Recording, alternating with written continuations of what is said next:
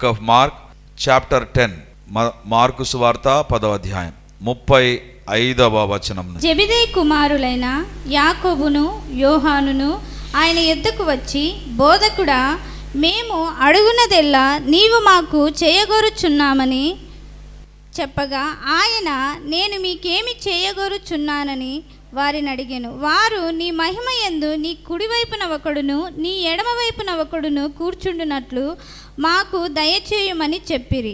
యేసు, మీరేమి అడుగుచున్నారో మీకు తెలియదు.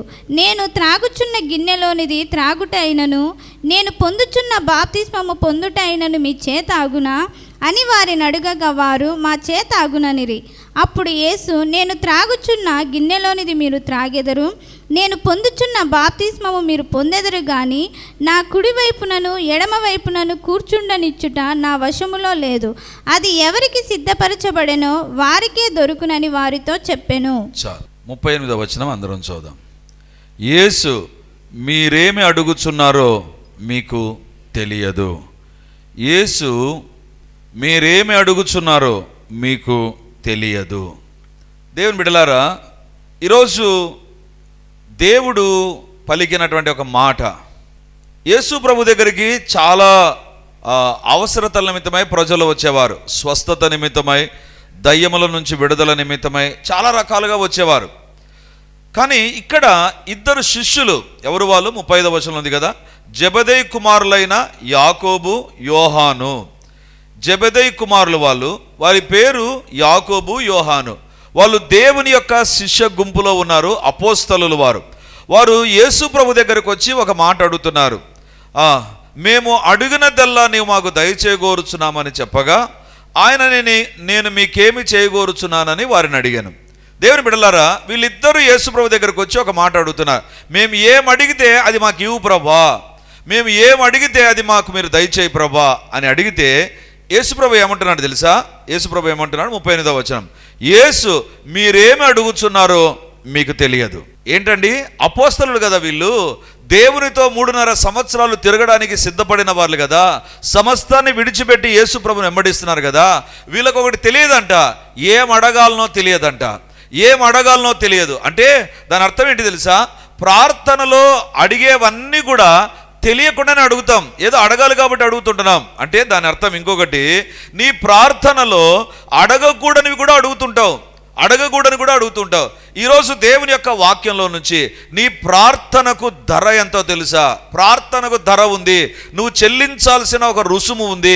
చాలా సందర్భాల్లో ప్రార్థన అంటే ఏదో కూర్చొని కళ్ళు మూసుకొని ఏదో ప్రార్థన చేయడం, అడగడం, very simply we can categorize prayer. ప్రార్థన మనం ఆ రకంగా చూస్తామండి. కానీ బైబిల్లో మనం చూస్తే, మీరు ఏం అడుగుచున్నారో మీకు తెలియదు, మీరు ఏం అడుగుచున్నారో మీకు తెలియదు. ఏంటండి, కొత్తగా దేవుని దగ్గరకు వచ్చిన వాళ్ళు అయితే సరే అనుకోవచ్చు, లేదా యేసు ప్రభు దగ్గరికి రాక వచ్చిన వాళ్ళు, లేదా ఎప్పుడూ ప్రార్థన చేయని వారు అంటే సరే అనుకోవచ్చు. వీళ్ళు already they are the disciples and they are the apostles. వారు అపోస్తలులు, శిష్యులు. వారు యేసు ప్రభుని వెంబడిస్తున్నారు, యేసు ప్రభు ఒక పరిచర్లో వాడబడుతున్నారు. వాళ్ళకంట ఏమి అడగాలనో తెలియదంట. దేవుని బిడలారా, అంటే క్రైస్తవ జీవితంలో అడగకూడని ప్రార్థనలు చేస్తున్నాం, చెయ్యకూడని ప్రార్థనలు చేస్తున్నాం, తప్పుడు ప్రార్థనలు జరుగుతున్నాయి, లేకపోతే సరికాని ప్రార్థనలు జరుగుతున్నాయి. ఏదో అడుగుతున్నాం కానీ మనం అనుకుంటాం దేవుడు జవాబు ఇవ్వలేదని. But one thing is sure, every prayer is not a right prayer. ప్రతి ప్రార్థన సరి అయిన ప్రార్థన కాదు, ప్రతి ప్రార్థన సరి అయినది కాదు. వీళ్ళని చూసి దేవుడు పలికేటువంటి మాట ఏంటి తెలుసా? మీరేమి అడుగుచున్నారో మీకు తెలియదు. తెలియదా? తెలియకుండా ఎట్లా అడుగుతారండి? అడుగుతున్నారంటే తెలిసే కదా అడిగేది. దేవుని బిడలారా, దేవుని దృష్టిలో వాళ్ళు తెలియక అడుగుతున్నారు. వాళ్ళకి ఏం అడుగుతున్నారో తెలియదు, వాళ్ళు అడుగుతున్నారు కానీ వాళ్ళకి తెలియదంట ఏం అడుగుతున్నారో. అది దేవుని దేదట కరెక్టేనా, నేను అడిగేటువంటిది మంచిదేనా అనేటువంటిది ఏమి లేదు. అడుగుతున్నారు. ఏమని అడుగుతున్నారు తెలుసా? మేము అడిగినవన్నీ మాకు దయచేయి ప్రభా, మేమేం అడుగుతాం అవన్నీ దయచేయి ప్రభా. అవును కదా, మనం కూడా అదే అడుగుతాం. ప్రభా, నా కుమారుడు వాడు ఎంత చండాలంగా తిరిగినా, చదవకుండా తిరిగినా, వాడికి మంచి మార్కులు దయచేయి ప్రభా కదా. మనకు తెలుసు వాడు చదవడని, మనకు తెలుసు వాడు పరీక్ష రాయడానికి కూడా అనర్హుడని, కానీ మనం ప్రార్థన చేస్తాం, ప్రభా నా కుమారునికి మంచి మార్కులు దయచేయి. దేవుని బిడ్డలారా, ఇది సరి అయిన ప్రార్థనే అంటారా? సరి అయిన ప్రార్థన అంటారా? కానే కాదు. ఎందుకు తెలుసా? నీ కుమారుని నువ్వు సరిచేయలేదు, నీ కుమారుని విషయంలో జాగ్రత్త వహించలేదు, నీ కుమారుని విషయంలో ఏ మాత్రం కేర్ తీసుకోకుండా ప్రార్థన మాత్రం బ్రహ్మాండంగా చేస్తున్నావు. ఏంటి ఆ ప్రార్థన? మంచి మార్కులు రావాలి. ఒకవేళ దేవుడే వచ్చి అడిగాడు అనుకో, అమ్మా మంచి మార్కులు అడుగుతున్నావే, ఎందుకు రావాలి? ఎందుకు రావాలి? మనం ఏం చెప్తామండి? ఏం చెప్తాం? మా కుమారుడు కాలేజ్ ఎగరగొట్టాడు కాబట్టి, చదవలేదు కాబట్టి, ఎప్పుడు సెల్లు వాడుకున్నాడు కాబట్టి మంచి మార్కులు అని అడుగుతామా? అడగలేం. కానీ కొన్ని సందర్భాల్లో as a mother, as a father మనము ప్రార్థన చేస్తుంటాం. Out of love we will pray, but it is not a right prayer. అడుగుచున్న వెళ్ళ మీకు తెలియదు, మీరు ఏం అడుగుచున్నారో మీకు తెలియదు. దేవుని బిడ్డలారా, what is a right prayer? అదే ఈరోజు దేవుని యొక్క వాక్యం నుంచి మనం చూడబోతున్నా. ప్రార్థన అంటే ఏది ఉండాలి? ఏమి కలిగినటువంటి ప్రార్థనగా నీ ప్రార్థన ఉండాలి? ఏమి చేస్తే నీ ప్రార్థన సరి అయిన ప్రార్థన? అదే ఈరోజు దేవుని యొక్క వాక్యంలో నుంచి మనం చూడబోతున్నా. What is a right prayer and what are the characteristics of a right prayer? సరి అయిన ప్రార్థన అంటే ఏంటి? ఆ ప్రార్థనకు ఉండే లక్షణాలు ఏంటి? ఆ ప్రార్థన ఎలా చేయాలి? ఎలా చేయాలి? అదే దేవుని యొక్క వాక్యం నుంచి మనం చూడబోతున్నాం. రాత్రి ప్రార్థన చేస్తుంటే లేదా ప్రతిరోజు మనం ప్రార్థన చేస్తుంటే ఎలా ప్రార్థన చేయాలి, ఏ రకంగా ప్రార్థన చేయాలి అనేటువంటిదే ఈరోజు దేవుని యొక్క వాక్యంలో నుంచి మనం చూడబోతున్నాం. ఈరోజు సాయంత్రం దేవుని యొక్క వాక్యం ఎదుట కూర్చొని ఉండగా ప్రభు ఏ సందేశం ప్రభు నా ఎదురుకు తీసుకొని వచ్చిన వాక్యం ఇది. వారు ఏమడుగుచున్నారో వారికి తెలియదంట. ఎవరు వాళ్ళు? అపోస్తలులు. అపోస్తలులు చేసే ప్రార్థన తప్పుడు ప్రార్థన. అపోస్తలులు అడిగేటువంటిది తప్పుడుగా ఉంది. దేవుని బిడ్డలారా, ఈరోజు దేవుడు మనతో మాట్లాడుతుంటారు. What is a right prayer? ఎందుకు వారిని చూచి దేవుడు ఈ మాట అన్నాడు? ఒకసారి తిరిగి చూద్దామా? మార్కు సువార్త 10:35. జెబెదయి కుమారులైన యాకోబును యోహానును ఆయన యొద్దకు వచ్చి, బోధకుడా, మేము అడుగునదెల్లా నీవు మాకు చేయగోరుచున్నామని చెప్పగా 38 యేసు, మీరేమి అడుగుచున్నారో మీకు తెలియదు. జెబెదయి కుమారులైన యాకోబు యోహాను దేవుని యొద్దకు వచ్చి అంటున్నారు, బోధకుడా. అలా దేవుణ్ణి సంబోధించడం కూడా వాళ్ళకి తెలుసు అండి. బోధకుడా, నువ్వు బోధించే వ్యక్తివి కాబట్టి ఇప్పుడు మేము అడిగినదెల్లా మాకు దయచేయమని కోరుచున్నాము. మేమేమి అడుగుతాం అవంతా మాకు దయచేయ ప్రభువా. దేవుడు అడుగుతున్నాడు, మీరేం అడుగుచున్నారో మీకు తెలియదు. యేసు ప్రభువు మాట్లాడుతుంటున్నాడు, మీరేం అడుగుచున్నారో మీకు తెలియదు. ఏది సరికాని ప్రార్థన? ఏది సరికాని ప్రార్థన? రండి మొదటి భాగంలోకి వస్తాను. ఏమంటున్నారండి?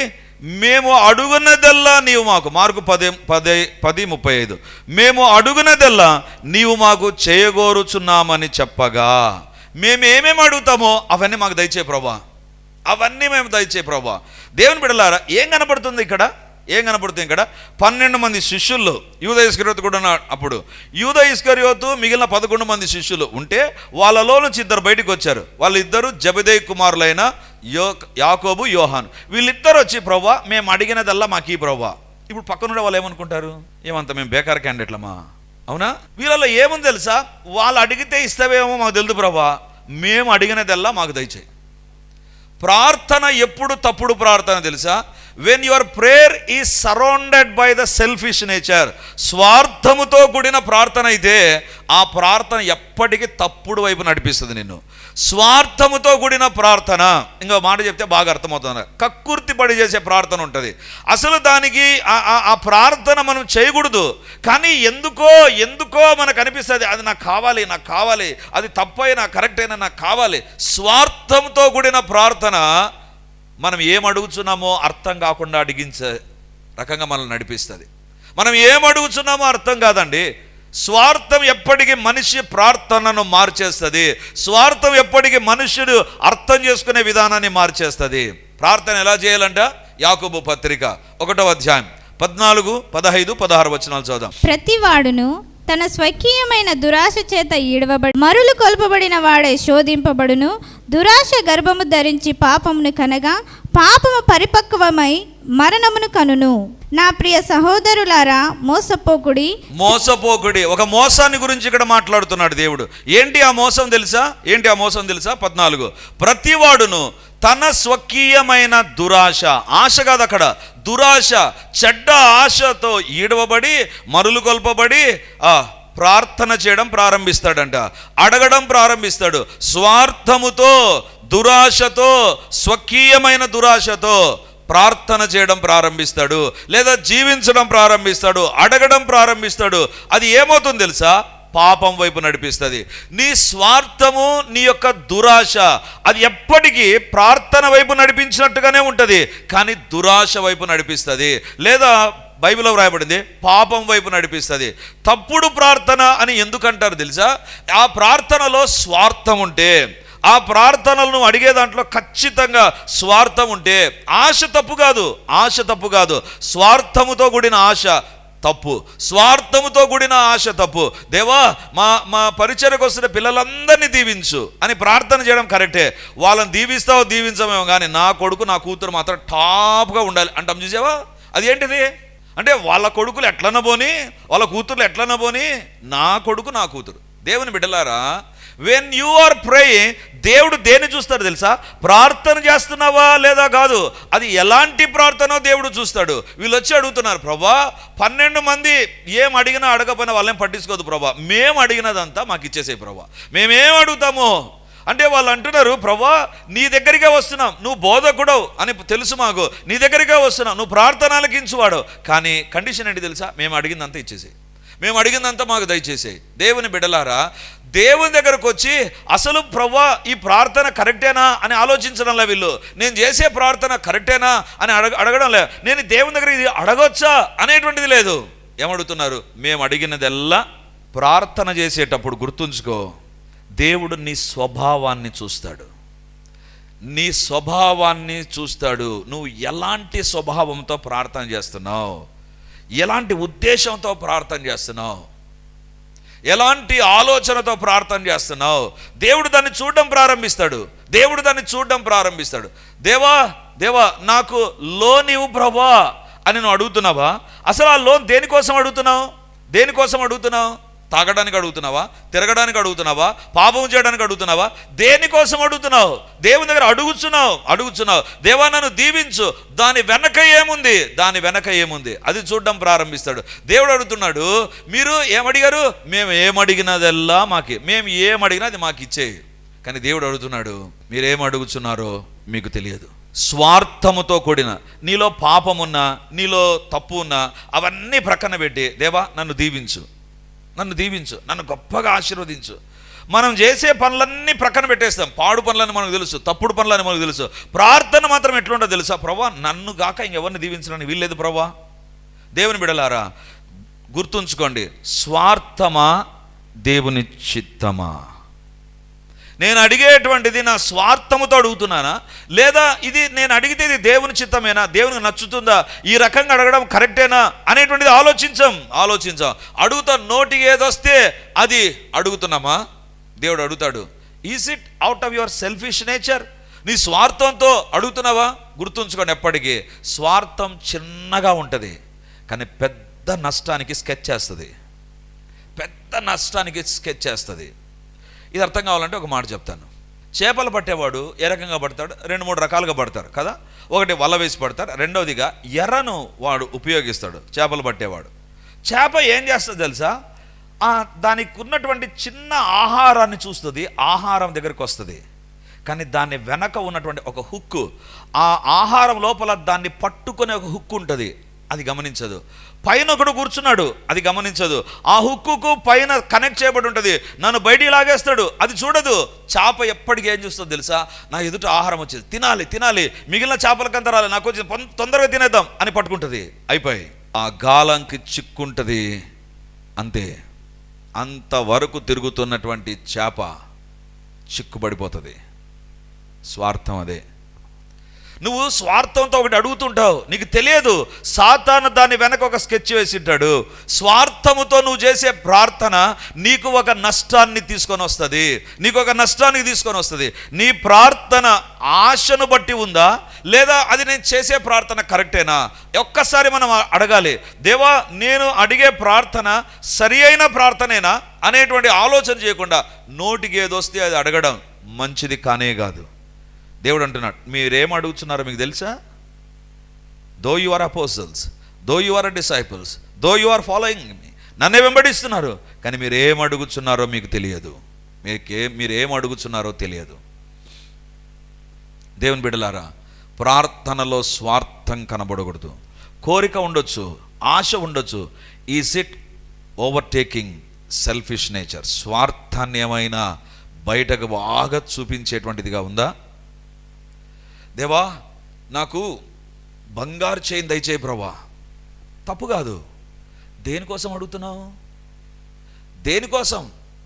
దాని వెనక ఏముంది అజెండా? దాని వెనక ఏముంది? ప్రార్థన వెనక ఏముంది? దేవుడు దాన్ని చూస్తాడు. నీది స్వార్థం లేని ప్రార్థన అయితే బంగారం నీ దగ్గరకు వచ్చి పడుతుంది. బంగారం నీ దగ్గరకు, దాని వెనక దేని ఉద్దేశంతో ప్రార్థన చేస్తున్నావు? మనం అనుకుంటాం నేను అడిగేటువంటిది దేవుడు ఇస్తాడు. But what is that behind that prayer? ఆ ప్రార్థన వెనక ఏముంది?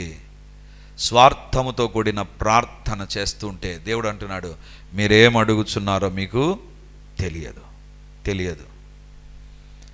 రెండవదిగా ప్రార్థనలో ఉన్న తప్పేంటి తెలుసా? వీళ్ళు ఎలా తప్పుడు ప్రార్థన చేశారు చూడండి. మార్కు సువార్త 10వ అధ్యాయం 35వ వచనం మొదటిగా చదువుదాం, ఆ తర్వాత 38 చదువుదాం.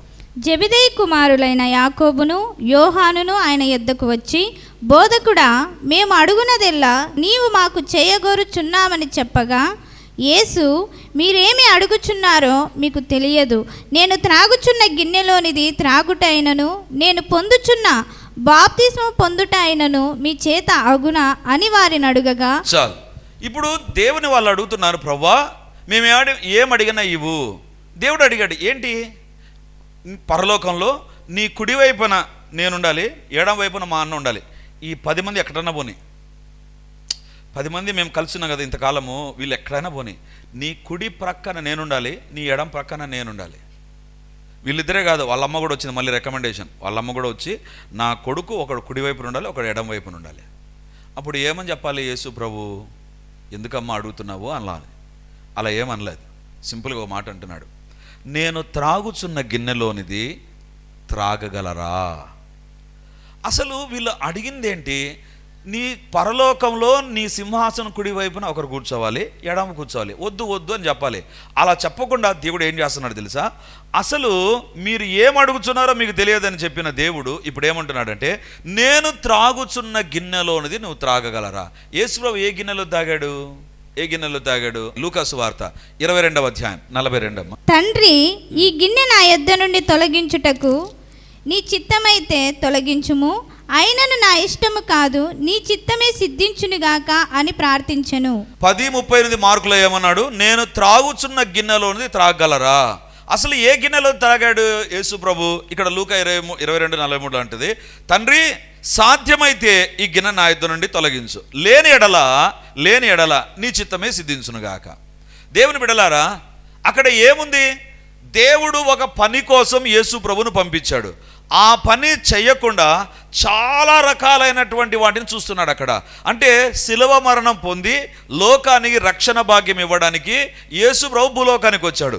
ఇప్పుడు భూలోకంలోకి వచ్చిన తర్వాత ఆ శిలువ మరణాన్ని పొందకముందు ఒకదాన్ని చూస్తున్నాడు. ఏంటి? ఒక పాత్రను చూస్తున్నాడు. ఇప్పుడు అంటున్నాడు, ఈ సాధ్యమైతే ఈ గిన్నె నా యొద్ద నుండి తొలగించుము, ఈ గిన్నె నా యొద్ద నుండి తొలగించుము. దేవుని బిడ్డలారా, ఇక్కడ ఒక మాట చెప్పి ముందుకు వెళ్తాను. యేసు ప్రభు శిష్యుల కంటే దూరానికి వెళ్ళిపోయాడు. శిష్యులందరూ ఒక చోట కూర్చున్నారు, యేసు ప్రభు దూరానికి వెళ్ళిపోయాడు. ప్రార్థన విషయంలో ఒకటి జ్ఞాపకం ఉంచుకోండి, ప్రాముఖ్యమైన నిర్ణయాలు తీసుకునేటప్పుడు సొంత ప్రార్థన, వ్యక్తిగత ప్రార్థన ఉండాలి. If you are going through a tough situation, or if you are facing a challenge, or if you are supposed to take a very important decision in your life, నీ జీవితంలో ఒక కఠినమైన క్లిష్టమైన పరిస్థితి గుండా వెళుతున్నావు, ఒక సవాల్ని ఎదుర్కొంటున్నావు, లేకపోతే ఒక శ్రేష్టమైన నిర్ణయాన్ని తీసుకోవాలి. అప్పుడు అవసరమైంది వ్యక్తిగతంగా దేవుని దగ్గర ప్రార్థన చేయడం. ఒక ఇంపార్టెంట్ ప్రేయర్లోకి యేసుప్రభు వెళుతున్నాడు. ఈ గిన్నెలోనిది నేను త్రాగాలనా తాగకూడదా? శిష్యులందరినీ కూర్చోబెట్టుకొని ప్రార్థన చేయలేదు, ఒంటరిగా వెళ్ళి ప్రార్థన చేస్తున్నాడు. We're having a family prayer, very good, but when you are taking a specific important decision, you must spend on your knees. వ్యక్తిగతంగా నీ ప్రార్థనను కలిగి ఉండాలి, వ్యక్తిగతమైన ప్రార్థన ఉండాలి. ఇక్కడ శిష్యులకు దేవుడు చెప్తున్నాడు, జెబెదయి కుమారులారా, నా కుడి వైపున ఎడమవైపు కూర్చోవాలంటే ఫస్ట్ కండిషన్, మీలో స్వార్థం ఉండకూడదు. నెంబర్ టూ మీ ప్రార్థన సరి అయిన ప్రార్థనగా ఉండాలంటే మీరు చేయాల్సింది ఏంటి? స్వార్థం ఉండకూడదు. రెండవదిగా, నేను త్రాగుచున్న గిన్నెలోనిది మీరు త్రాగలరా? యేసు ప్రభు ఏ గిన్నె బైబిల్లో వ్రాయబడింది, సాధ్యమైతే ఈ గిన్నె నా ఇద్దరి నుండి తొలగించు, నా చిత్తం కాదు నీ చిత్తమే సిద్ధించునుగాక. ఆ గిన్నె ఎలాంటిది తెలుసా? నేను నీ చిత్తాన్ని నెరవేరుస్తా. నా చిత్తం వద్దు. నాకున్నాయి, చాలా చిత్తాలు ఉన్నాయి. ఎందుకు నేను శిలో మరణం పొందాలి? ఎందుకు దెబ్బలు తినాలి? ఎందుకు ఉమ్మి వేసుకోవాలి? ఎందుకు ఈడోబడాలి? ఎందుకు నన్ను ఆ కొరడాలతో కొట్టాలి? ఎందుకు నన్ను గేలి చేయాలి, అవమానపరచాలి, నిందించాలి? ఎందుకు అనేటువంటిది ఒక వైపు ఉంది. కానీ ఆ గిన్నెలు ఇవన్నీ నాకు కనబడుతున్నాయి. బట్ ఆ గిన్నెలోనిది నేను త్రాగుతా. నీ జీవితంలో ఏది సరి అయిన ప్రార్థన తెలుసా? ప్రార్థనలో దేవుని చిత్తం ఏంటి అనేటువంటిది నువ్వు తెలుసుకోవాలి. కొన్ని సందర్భాల్లో మనకు కనిపిస్తుంది, ఇది వద్దులే, ఇది ఈ ప్రభా అని అడుగుతాం మనం. అందులో దేవుని చిత్తం ఏంటి? దేవుని బిడ్డలారా, ప్రార్థన అంటే నా కోరికలు దేవునికి చెప్పడం కాదు. ప్రార్థన అంటే నా ఇష్టం కాదు ప్రభా, నీ చిత్తం నెరవేరాలి ప్రభా. నీ కుడివైపున ఎడవైపున కూర్చోవడం మేము అడుగుతున్నాం, కానీ నీ చిత్తం అయితే మాకు. యేసు ప్రభు ఆ ప్రశ్న అడిగేవాడు కాదు. మీరేం అడుగుతున్నారో మీకు తెలియదు. వాళ్ళు అడుగుతున్నారు, డైరెక్ట్గా అడుగుతున్నారు, నువ్వు ఏమన్నా అనుకో ప్రభా, మేము అడిగిందల్లా మాకు ఇవ్వాలి. నీ పరలోకంలో కుడివైపున ఎడమవైపున మేమే కూర్చోవాలి. దేవుడు అంటున్నాడు, నేను త్రాగిన గిన్నెలోనిది మీరు త్రాగగలరా? మన ప్రార్థన ఎప్పుడు దేవుని దృష్టిలో శ్రేష్టమైన ప్రార్థన. ప్రభా, ఇది నా కోరిక, అయినా నీ చిత్తమే సిద్ధించునుగాక. ప్రార్థనలో ఏముండాలి తెలుసా? నా స్వంత ఇష్టము చచ్చిపోవాలి. నాకు చాలా కోరికలు ఉంటాయి, ఇలా జరగాలి, అలా జరగాలి. But let thy will be done. నీ చిత్తమే సిద్ధించునుగాక. ప్రార్థనలో మన కోరికలు దేవుని దగ్గర చెప్పిందే చెప్పి నువ్వు ఏమన్నా అనుకో ప్రభా, ఇవన్నీ ఈ ప్రభా. దేవుడు అంటాడు, is it according to my will? నా చిత్తానుసారంగా అడుగుతున్నావా లేదా? నువ్వు ఒక దీవెన అడుగుతున్నావు, దేవుని చిత్తానికి సంబంధించిందేనా? దేవునికి నచ్చుతుందా ఇది అడిగితే? దేవుని చిత్తమైనటువంటిదా? దేవుని చిత్తంలో ఉన్నదా? ఎందుకు నా ఇష్టం నెరవేరకూడదండి? సరే, ప్రార్థన అంటే నా అవసరత, నాకు అవసరత ఉంది కాబట్టి నేను అడుగుతున్నా. దాంట్లో నా ఇష్టం చచ్చిపోవడం ఎందుకు? దేవుని బిడ్డలారా, బైబిల్ ఒక మాట చూపిస్తాను, ఖచ్చితంగా అందరూ తీయండి. సామెతల గ్రంథం 16వ అధ్యాయం 25వ వచనం. మన స్వంత చిత్తము, మన ఇంట్రెస్ట్, మన కోరికలు, మన ఆశ ఎలాంటి తెలుసా? సామెతలు 16:25. ఒకని మార్గము వాని దృష్టికి యథార్థముగా కనబడును. యథార్థముగా కనబడును. అయినను అది తుదకు మరణమునకు చేరును. ఒక్కని ఎదుట సరి అయిన మార్గం, అబ్బా ఈ మార్గం చాలా బాగుంది, ఈ మార్గంలో వెళితే బాగుంటది అనుకొని ప్రయాణం చేశారా? అక్కడ మరణం ఉంటుందంట. నా ఇష్టం ఎలా ఉంటుందో తెలుసా?